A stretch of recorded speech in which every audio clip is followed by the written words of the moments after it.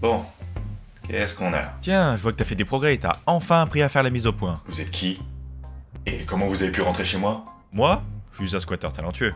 Ah, ça vous dit de me laisser faire ma vidéo en paix? Oh mais je promets que dalle. D'ailleurs, pourquoi t'as mis autant de temps? 2 mois quand même. J'étais... occupé. C'est ça, ouais. Super occupé. Eh ben, je sens qu'on va bien s'entendre, vous et moi. Ah, d'ailleurs, merci pour la transition. Quoi? Mutant, super, méta-humain. Les super-héros ont gagné de nombreux noms au fil des années. Marvel ayant d'ailleurs été très imaginatif sur ce point. Dommage qu'il ne l'ait pas été sur les scénarios des films de leur synchro sein MCU. Tu mangerais pas un peu trop salé? Les super pouvoirs, c'est cool. D'ailleurs, j'aimerais bien en avoir là tout de suite, pour demander à une certaine personne de partir. Mais comme dirait Oncle Ben... Remember, with great power comes great responsibility. Si on y réfléchit, Superman porterait donc toutes les responsabilités de l'univers, vu comment il est cheaté. Il voit à travers la matière, entend toutes les fréquences, peut porter n'importe quelle charge, il est insensible aux balles, et le vide sidéral ne lui fait absolument rien. Ouais, c'est un dieu en fait. On n'est pas loin, oui. Le problème avec un personnage de ce genre, c'est qu'il est impossible de faire poser une menace tangible sur lui. À moins de lui coller une faiblesse. Oui, et c'est ce qu'est la kryptonite. Cette matière provient de sa planète natale et l'affaiblit au point de lui faire perdre absolument tous ses pouvoirs. Heureusement pour lui, c'est pas quelque chose qu'on trouve facilement. À moins de faire partie du club des bad guys et de s'appeler Lex Luthor. C'est, pour faire simple, un génie à la tête d'une énorme compagnie industrielle. Officieusement, c'est un trafiquant d'armes profitant de sa richesse pour essayer de trouver une arme qui serait fatale à l'homme de fer. Il ne supporte pas qu'un gentil paysan pété de pouvoir vienne décider de l'avenir de l'humanité, alors que, selon Luthor, il n'en fait pas partie. Il se permet de juger de l'humanité de Superman alors qu'il a fait assassiner ses parents pour hériter de leur fortune. Pour éviter d'être une cible ambulante, Superman dispose, comme de nombreux super-héros, d'une identité secrète. Il a usé de toutes ses capacités de camouflage, vêtements ordinaires, comportement civil et l'apogée de son art, des lunettes. Ça fonctionne mieux que tu ne le penses, je mettrai des liens dans la C'est sous le description. nom de Clark Kent qu'il se fond dans la vie civile. Pour vivre, il travaille au Daily Planet à Metropolis. Le Daily Planet, c'est la principale source d'information de la ville, et c'est là qu'il rencontre Lois Lane, une journaliste. Ils sont ensemble et elle le suit pendant ses aventures. Enfin ça, c'est l'histoire la plus connue et la plus répandue. Ce qui est ennuyant lorsqu'on s'intéresse aux comics en tant que profane, c'est le multiverse, que ce soit chez DC ou Marvel, il existe une chose similaire. Ça permet aux scénaristes de s'amuser un peu et de faire un Superman communiste par exemple, mais en tant que lecteur ça devient vite le bordel, surtout quand les 10 scénaristes s'amusent à faire voyager les personnages entre les différents univers. En termes de mindfuck, on est au niveau de Doctor Who, au moins. Les adaptations, c'est un peu le même topo. Il existe 7 films et 100 piliers Superman. Ce même Superman est joué par 3 acteurs différents. De 1978 à 1987, Superman est joué par Christopher Reeves. Durant la tentative de reboot de Superman Returns en 2006, il est joué par Brandon Routh. Et enfin, le Superman actuel, amené par Man of Steel en 2013, est joué par Henry Cavill. Chacun de ces acteurs incarne une facette différente de ce personnage. Et pour parler de chacune de ces facettes, je vais devoir spoiler. Vous avez été prévenus, venez pas vous plaindre dans les commentaires. Ceci étant dit, commençons par celui ayant un nez sur le grand écran. Christopher Reeves est celui ayant incarné pendant le plus longtemps, à savoir 9 années pour 4 films. Avant toute chose, il faut préciser que Superman, ou je devrais dire Kal El, est un kryptonien envoyé sur Terre par ses parents car sa planète natale est au bord de la destruction. Ouais, mais attends. Une race ayant la capacité d'envoyer un nourrisson dans l'espace et de le faire arriver vivant sur Terre, n'aurait-elle pas eu la possibilité d'échapper à sa destruction? Si, d'ailleurs le père de Superman, Jor El, avait prévu ce qu'allait se passer. Mais grâce ou plutôt à cause de leur gouvernement, ils finissent à l'état de fossile. Voilà comment ils justifient leur décision. And I tell you that we must evacuate this planet immediately. It isn't that we question your daughter. The facts are undeniable. It's your conclusions we find unsupportable. This planet will explode within 30 days, if not sooner. I tell you, Krypton is simply shifting its orbit. Ça pourrait être une critique du système, mais pas de bol, Superman est un symbole de l'hégémonie américaine. Et les 4 films dans lesquels Christopher Reeves l'incarne ne manquent pas de nous le rappeler. Dans le premier film, il sauve le président des USA en empêchant un Force One de se cracher. Il replace une partie du toit de la Maison Blanche dans le second film. Dans l'avant-dernier, il empêche une catastrophe écologique en replaçant le pétrole s'échappant d'un pétrolier au sein de ce dernier. Enfin, dans le dernier film de l'ère Reeves, il sauve des astronautes russes d'une mort certaine après le choc avec un débris. Une manière de dire que les USA sont meilleurs que la Russie, je suppose. Voyez ce Superman comme le bon samaritain américain. Il sauve des chats dans des arbres, ne ment jamais et n'utilise jamais ses pouvoirs pour faire le mal. Et d'ailleurs, incroyablement honnête, c'est limite de la candeur. Pour vous donner une idée, il donne l'opportunité d'une interview à Lois Lane, peu de temps après l'avoir sauvé d'un crash d'hélico, action l'ayant d'ailleurs révélé au monde. Je me demande s'il est héros des agences de com. Ça pourrait être drôle. Travaille dans une agence de presse, il a déjà de l'entraînement je pense. Même s'il arrive 5 minutes en retard à l'entretien qu'il a lui-même proposé, d'autant plus qu'il n'a aucune excuse. D'ailleurs, quelle serait la première question que vous poseriez face à quelqu'un qui peut voler et porter un hélico à bout de bras? Je dirais, comment fait-il pour échapper à toutes les agences gouvernementales qui lui collent au basque? Oui, mais Lois Lane a une toute autre idée en tête. Do you have a girlfriend? No, I don't, but if I did, Miss Lane, you'd be the first to know about it. Attends, ils sont sérieux là? Ah mais ils sont totalement sérieux. And how big are you? How tall are you? Mais... Attendez, c'est pas fini. I assume then that the rest of your bodily functions are normal? Sorry, I beg your pardon? Well, putting it delicately. Do you eat? Yes. Après ces moments pleins de sous-entendus, il passe enfin aux questions pertinentes. Et c'est là que la naïveté du super-héros Sleeproof le trahit. Il révèle d'où il vient, mais explique également qu'il ne peut pas voir à travers le plomb, après que Lois lui ait demandé de quelle couleur sont ses sous-vêtements. Non mais sérieux quoi. Et il s'empresse de répondre à la question dès qu'il le peut. Pink.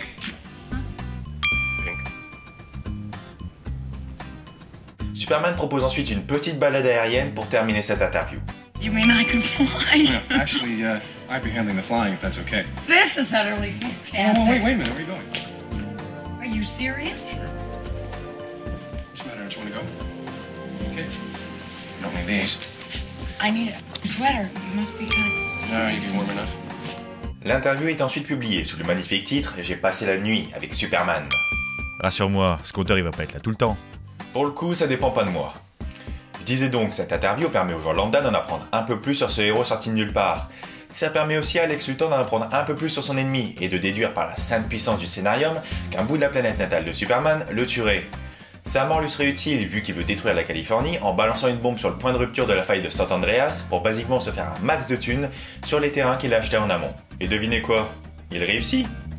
Il distrait Superman en envoyant une des bombes sur la maison de ses parents d'adoption pendant que l'autre finit sa course là où il l'avait prévu. Le méchant a gagné, la Californie finit sa course dans l'océan, et Superman assiste impuissant à la mort de son âme sœur. Enfin, c'était sans compter sur l'éternelle tradition du happy ending d'Hollywood, qui amène le plus gros Deus ex machina de l'histoire de l'industrie cinématographique. T'exagères pas un peu là? Pas du tout. Superman tourne à rebours autour de la Terre pour la faire remonter dans le temps, et empêcher la victoire de Luthor. Donc en gros, toute la narration poussait Luthor à gagner, mais comme Superman a utilisé son cheat code de protagoniste, Luthor se retrouve en prison. Ce qui est dommage car le film aurait gagné en cohérence et en profondeur. Avec Lex Luthor en prison, le film suivant est obligé d'utiliser le second plus grand méchant de l'univers Superman. Il s'agit du général Zod. C'est un militaire kryptonien ayant tenté un coup d'état et ayant été condamné à la zone fantôme, une prison dérivant dans l'espace. Comment il s'est échappé de là? Grâce à Superman qui a eu la bonne idée de se débarrasser d'une bombe H dans l'espace. Bombe ayant été fabriquée par des terroristes à Paris. Laisse-moi deviner, la bombe était dans la tour Eiffel? Exactement, car nous savons que c'est le seul monument pouvant représenter Paris, et c'est pourquoi tous les films persistent à penser que toutes les fenêtres de la ville ont une vue directe sur le monument. Le personnage de Superman n'évolue pas des masses dans les 3 films suivants, c'est pourquoi je vous fais un résumé rapide, d'autant plus que la qualité décroît de film en film. Donc Zod et ses compagnons se rendent compte qu'ils sont complètement pétés de pouvoir et prennent possession des USA, tandis que Superman souhaite devenir humain pour vivre son idylle avec Lois Lane, après que cette dernière se soit rendue compte que Clark Kent et Superman ne faisaient qu'un. Après un Deus ex machina aussi bien amené que le happy ending du film précédent, Superman récupère ses pouvoirs et rend Zod et ses acolytes impuissants. Dans le 3e film, Superman affronte un Lex Luthor discount qui parvient à créer une kryptonite artificielle, au contact de laquelle il devient basiquement un connard. Après, j'avoue qu'en termes de subtilité, les allusions sexuelles perdent sérieusement en qualité. Après, il y a aussi un combat final contre une IA, mais bon, on s'en fout un peu. Dans le dernier des 4 films, Lex Luthor parvient à créer une sorte de Dark Superman grâce à un de ses cheveux volés dans un musée. Cheveux que, bien entendu, aucun gouvernement ne tente de voler. Pas de question trop complexe, il va avoir du mal le film, déjà qu'il tienne à peine debout. Ah, et ce Dark Superman, ou plutôt l'homme aux zygomatiques inversés, parce que sérieusement il fait tout le temps la gueule, est une sorte de panneau photovoltaïque. Il se désactive dès qu'il n'est plus exposé à la lumière du soleil. Parle d'un antagoniste ridicule. Ah, et ne manquons pas la tradition. Je trouve ça triste pour l'actrice, on sent la gêne émanée de la scène. Étant donné que les bénéfices n'ont fait que chuter tout au long des 4 films, c'est une mesure désespérée pour tenter de grappiller quelques places au box-office, en plus de rendre la narration aussi recherchée qu'un animé romantique lambda. Tu t'y connais bien, je trouve. C'est suspect. Si Christopher Reeves incarne un Superman modeste et altruiste, celui de Brandon Routh n'a pas autant de contrôle de soi. Pour commencer, le film change tout le casting. Je vois pas le problème, de nombreux reboots font ça. Oui, en temps normal ça irait, mais là le film ne sait pas s'il est une suite ou s'il constitue un tout nouvel univers. Il reprend des éléments des 4 films précédents, comme par exemple le premier article que Lois Lane a écrit à propos de Superman, mais en nommait certains comme le fait qu'elle soit au courant que Clark Kent et Superman ne sont en réalité que la même personne. Quand un film ne sait pas où il va, faut pas s'étonner s'il se prend le mur. La principale justification est que Superman serait parti voir si Krypton existait toujours, et que ce petit voyage a coûté 5 années. 5 années durant lesquelles Lois Lane a gagné un prix pour son article intitulé « Pourquoi le monde n'a pas besoin de Superman ». C'est une manière comme une autre d'évacuer sa frustration. Certaines sont plus prolifiques que d'autres. C'est vrai qu'en termes de vengeance, c'est astucieux. Donc, Superman est disparu des radars depuis 5 ans, et dans un éclair de stupidité, une agence spatiale s'est dit que ça serait une très bonne idée de mettre des civils dans un avion chargé d'aider au lancement d'une navette. Comme ça, si ça foire, tout le monde crève. Et bien sûr, grâce à Lex Luthor qui fait joujou avec un cristal kryptonien qu'il a piqué chez Superman, ça part en vrille. Ils n'arrivent pas à arrêter le réacteur de la navette, ils ne peuvent pas se détacher de l'avion, bref, c'est la merde. Oh, mais qui voilà? Sortez de chez moi, sérieux. Sortez. Ah non, mais je suis fier de ma connerie. Je sais. Donc le super porteur de slip arrive pour régler la situation stupide qui n'aurait jamais dû être, et sauve tout le monde. Enfin, je crois. Je suis pas un expert, hein, mais je pense que même si quelqu'un était capable de poser l'avion de cette façon, les gens à l'intérieur seraient tous morts. Enfin, laissons le pragmatisme de côté et profitez de ces quelques secondes avec nous.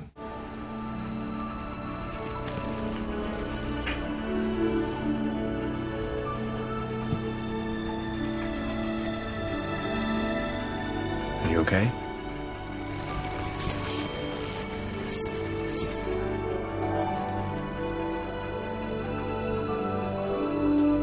Non, cette scène ne sert absolument à rien. J'ai juste voulu vous partager un peu de la souffrance que j'ai dû endurer pour faire cette vidéo. Espèce de sadique. Après le moment « Regardez, j'ai sauvé des gens, aimez-moi » de Superman et l'évanouissement quotidien de Lois Lane, ce dernier commence à être franchement flippant en tentant de justifier ses actions auprès de Lois Lane. Et puis il va faire son voyeur pour voir comment elle vit. Rassurez-moi, on parle bien d'un héros là. Non, parce que sérieusement, j'ai juste l'impression de voir un mec ne supportant pas que son ex ait refait sa vie, alors qu'il s'est barré 5 ans sans même prévenir. On est loin du Superman de Reeves qui, même s'il était un peu naïf, il faisait au moins preuve d'un peu de bienveillance. Il est pas méchant non plus, juste flippant en fait. Ils ont voulu le rendre un peu plus sombre, mais ils ont complètement foiré. Ils en ont fait un vantard qui préfère montrer son insensibilité aux balles plutôt que de s'occuper rapidement d'un terroriste au QI déficient.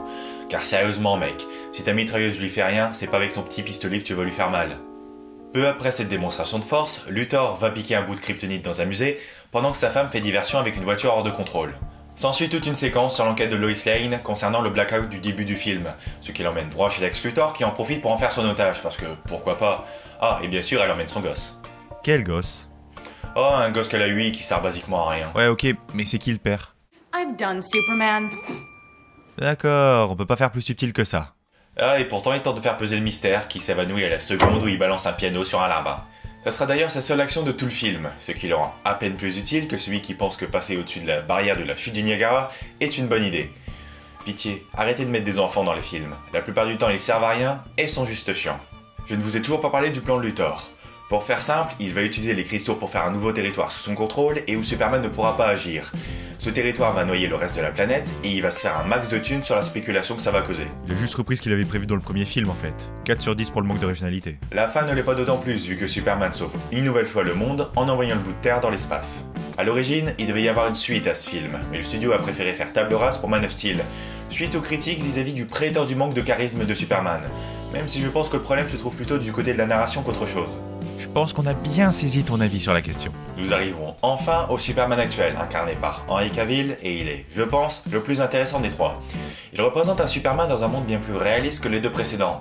Il n'est pas montré comme un être surpuissant pouvant s'intégrer facilement, comme pouvait l'être celui de Christopher Reeves, quoique son intégration sociale en tant que Clark Kent était relative. Ici, cette différence est questionnée, et des éléments comme la discrimination ou encore le harcèlement sont évoqués. Le fait qu'il doive affronter de telles choses le rend d'autant plus humain, car même s'il semble invincible, il est toujours vulnérable émotionnellement. Il n'est pas un bloc indestructible motivé par une simple bienveillance à peine justifiée. Ici, l'ennemi qu'il va devoir affronter est le général Zod qui, tout comme son alter ego du second film de la saga, a tenté un coup d'état contre le Conseil. Il a également tué le père de Kal-El car ce dernier a volé ce qu'ils appellent le Codex, qui est un recueil de toutes les naissances à venir et quel rôle ces futurs individus vont avoir.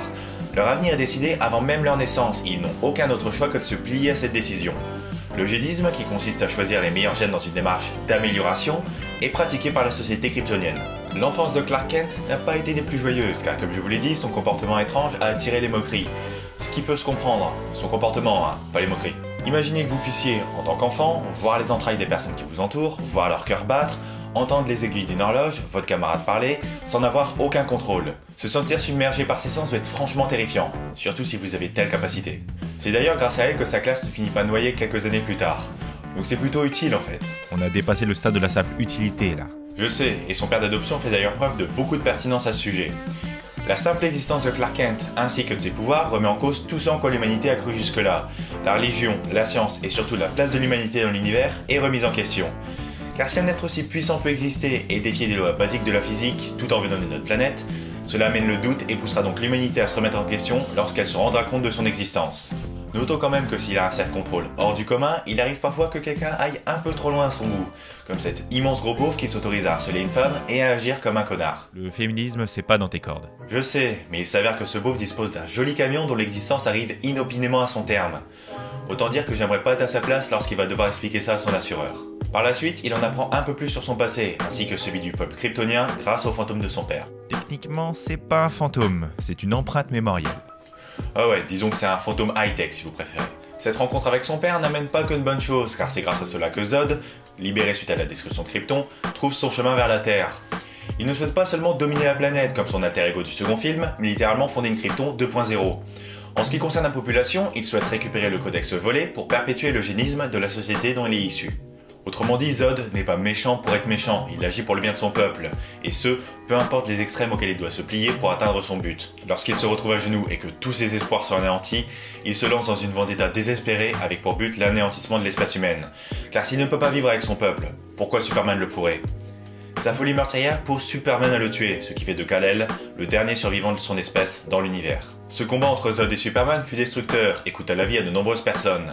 La fin de Man of Steel correspond au début de Batman vs Superman, sauf que nous ne voyons plus la scène du point de vue des combattants, mais depuis une échelle humaine. Ah mais c'est pas ce film qui s'est fait détruire par les critiques ? Si, mais le bashing aurait été bien moins important si la version ciné avait été mieux montée. La version longue est tellement au-dessus et rend le moment Martha tellement moins ridicule. Superman va donc devoir répondre de ses actes face à l'humanité, car même si ses intentions étaient louables, les morts causées par ce combat ne sont pas négligeables. Ce film n'apporte rien de plus vis-à-vis de la caractérisation de Superman, je ne vais donc pas m'étendre davantage dessus, ça serait vachement ennuyant pour vous d'entendre une seconde fois la même chose. D'autant plus que tes vidéos sont déjà assez ennuyantes comme ça, faudrait pas en rajouter. On va dire que j'ai rien entendu. On se retrouve la prochaine fois, et d'ici là, portez-vous bien.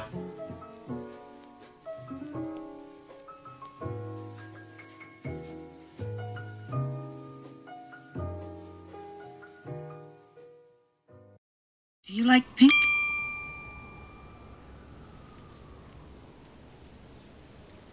I like pink very much, Lois.